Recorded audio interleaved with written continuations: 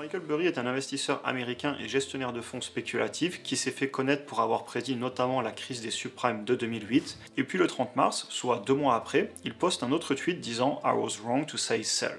Soit, il dit « j'avais tort de dire de vendre ». Ce qui m'embête le plus aussi dans cette histoire, c'est que des personnes ont vendu à cause de la peur répandue sur le court terme un petit peu de partout, dans les médias, etc. Bonjour à tous et bienvenue dans ce nouvel épisode dans lequel on va parler du dernier tweet de Michael Burry. On fait en première partie une introduction sur qui il est et pourquoi il est autant suivi, et dans la deuxième partie, on parle de son dernier tweet et pourquoi ça me frustre un petit peu, et je dirais ça pour rester poli.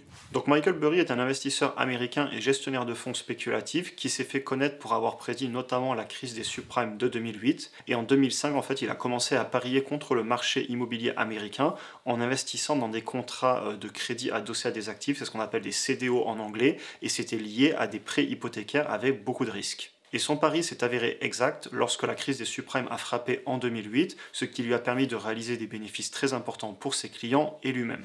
Il a également été mis en lumière pour son rôle dans l'histoire racontée dans le livre et le film The Big Short, qui relate la façon dont plusieurs investisseurs ont réalisé des bénéfices importants en pariant contre le marché immobilier avant la crise de 2008. Et dans le film, le personnage il est joué par Christian Bale et il est basé sur Michael Burry. Et depuis, Michael Burry il est resté très actif et surtout populaire dans le monde de la finance en tant qu'investisseur indépendant et conseiller financier. Donc voilà un petit peu pour le profil de la personne. Revenons maintenant au dernier message de Michael Burry. Donc il a tweeté le 1er février 2023 le mot « sell ». Donc il entendait par là, on imaginera, de vendre le marché. En gros, il semble être baissier, et je dis « il semble » car ces tweets sont à interpréter évidemment. Et puis le 30 mars, soit 2 mois après, il poste un autre tweet disant « I was wrong to say sell ». Soit, donc là ce qu'il dit, c'est « j'avais tort de dire qu'il fallait vendre ». Et ici encore, on imagine qu'il parle évidemment de la bourse et des marchés. Maintenant, qu'a fait le marché pendant ces 2 mois, entre le moment où il a dit « vendez » et le moment où il a dit « j'ai eu tort de dire qu'il fallait vendre ». Eh bien le marché, il a corrigé d'environ 6% à la baisse au point le plus bas de cette période, et puis on est revenu 2 mois plus tard, à peu près au même niveau. En gros, il s'est rien passé. Et honnêtement, personne n'aurait pu le prédire à mon avis. J'ai aucun doute sur le fait que Michael Burry est beaucoup plus intelligent que moi, je suis juste un particulier qui fait des vidéos sur YouTube et qui parle de sa passion, donc je ne vais pas juger ni donner de conseils, mais dans tout ce que j'ai lu et appris, je vois toujours le même refrain. Et ce refrain, c'est « personne ne sait ce qui va se passer sur le court terme ». Pas Michael Burry, pas Warren Buffett, qui d'ailleurs dit lui-même qu'il ne peut pas prévoir le marché, Benjamin Graham le dit aussi, ni moi, ni personne. Alors certes, c'est peut-être pas le discours ou la phrase la plus populaire car clairement ça ne vend pas du rêve, mais c'est les principes que je défends sur la chaîne. Et c'est pour ça que la question où va aller le marché, on entend par là à la hausse ou à la baisse, et ça n'impacte pas ma stratégie d'investissement. Et c'est d'ailleurs ce que dit Benjamin Graham dans le livre L'investisseur intelligent.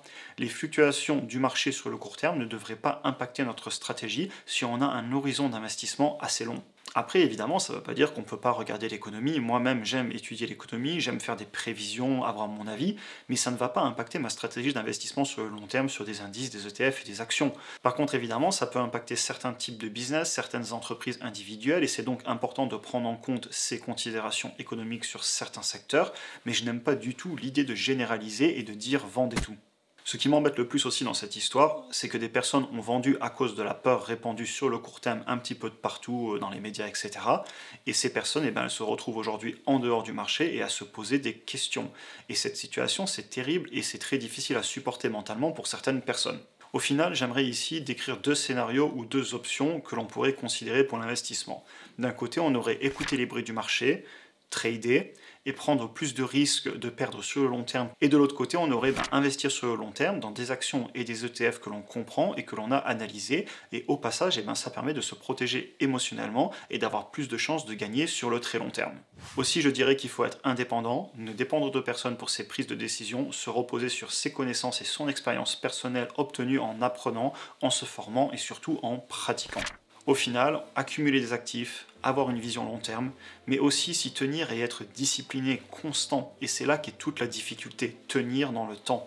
Toute la connaissance, elle est là, sous nos yeux. Mais qui fait l'effort de mettre en pratique et de s'améliorer? C'est comme la salle de sport, j'aime bien cette analogie. Tout le monde sait qu'on n'a pas de résultat en un jour et qu'on peut vite abandonner. Mais si tu prends un abonnement et que tu comprends que c'est la répétition et les jours qui vont te créer des résultats dans le temps, eh bien tu vas réussir. Et c'est pareil en investissement. Si tu te formes, si tu investis en toi et ensuite tu continues sur le long terme à investir régulièrement, eh bien tu as de grandes chances de réussir. Alors on a de l'extérieur l'impression que ça a eu de la chance et du succès qui est venu de nulle part, mais non, c'est des années de travail et surtout en étant consistant et en faisant tout le temps les mêmes choses pour s'améliorer. Et il faut savoir au final, eh bien, aimer le processus. Ça démarre doucement mais ça accélère. Ça apporte de plus en plus d'indépendance et de discipline au fur et à mesure et c'est surtout passionnant comme parcours à mon avis et je conclurai la vidéo là-dessus. Merci de m'avoir écouté. Si vous souhaitez aller plus loin, vous trouverez en description un lien vers le cours vidéo gratuit sur les bases pour commencer à investir en bourse sur le long terme. Vous pouvez aussi cliquer ici pour regarder la vidéo sur les intérêts composés en investissement. Si vous avez apprécié cet épisode, n'hésitez pas à vous abonner, liker, partager et même pourquoi pas passer dire bonjour sur Instagram. Et sur ce, je vous souhaite une excellente journée et à bientôt pour une prochaine vidéo.